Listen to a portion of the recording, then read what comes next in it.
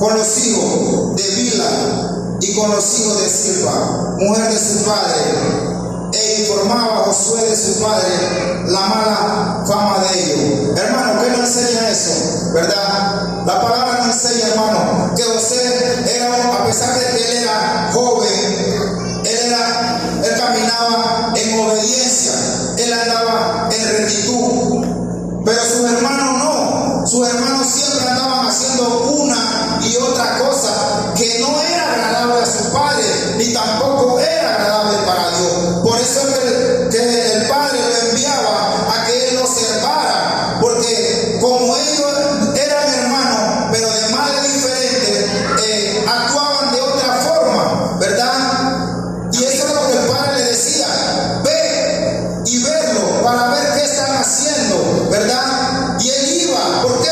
Porque él era obediente. Él era obediente. Porque si él no fuera obediente, él no le fuera hecho caso a su padre, ¿verdad? Pero él fue un joven obediente, como dice la palabra, de 17 años.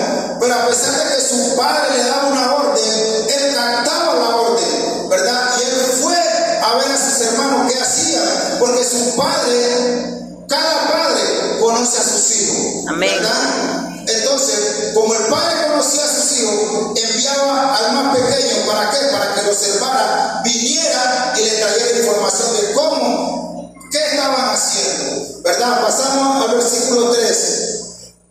Y amaba Israel a José más que a todos sus hijos, porque lo había tenido en su vejez, y le hizo una túnica de diverso color. Y viendo sus hermanos que su padre le amaba más que a todos, sus hermanos le aborrecían, no podían hablarle pacíficamente. Hermano, ¿qué pasaba? Que lo que tenía José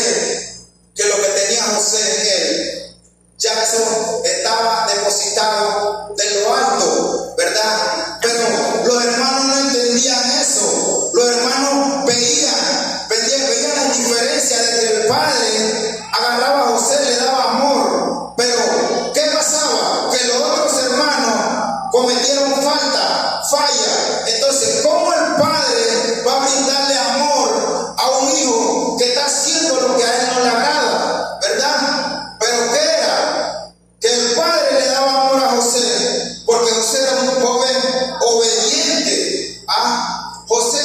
José siempre trató de hacer las cosas bien, y a pesar de que fue hijo del padre a su vejez, claro, había un amor, un lazo de amor inquebrantable, porque tú teniendo un hijo a la vejez es algo wow, porque no se ha visto, ahora en estos tiempos no se ha visto una persona mayor teniendo un hijo, ¿verdad? Pero para ese tiempo sí pasaba, ¿verdad? Entonces lo que pasaba era que Dios ya había depositado en José lo que los hermanos no veían, ¿verdad? Amén.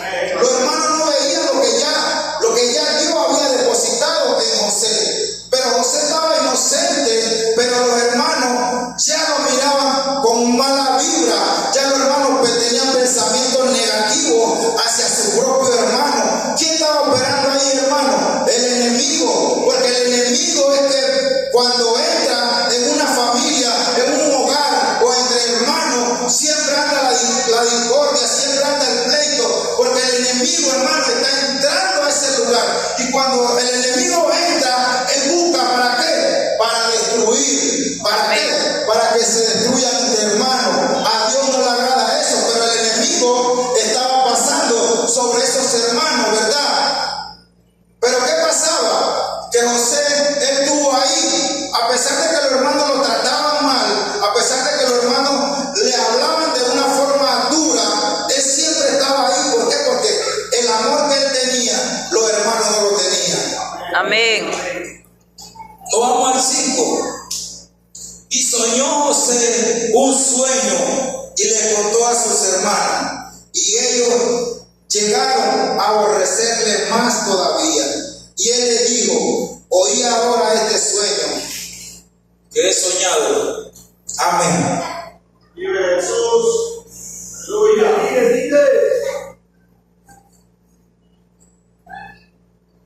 He soñado.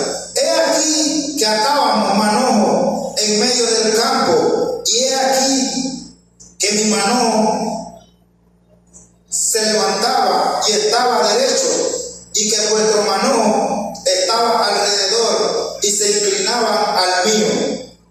Y le respondió su hermano: ¿reinarás tú sobre nosotros o señorearás sobre nosotros? Y la aborreció aún más a causa de su sueño y su palabra. Y soñó otro sueño y le contó a sus hermanos diciendo: he aquí que eso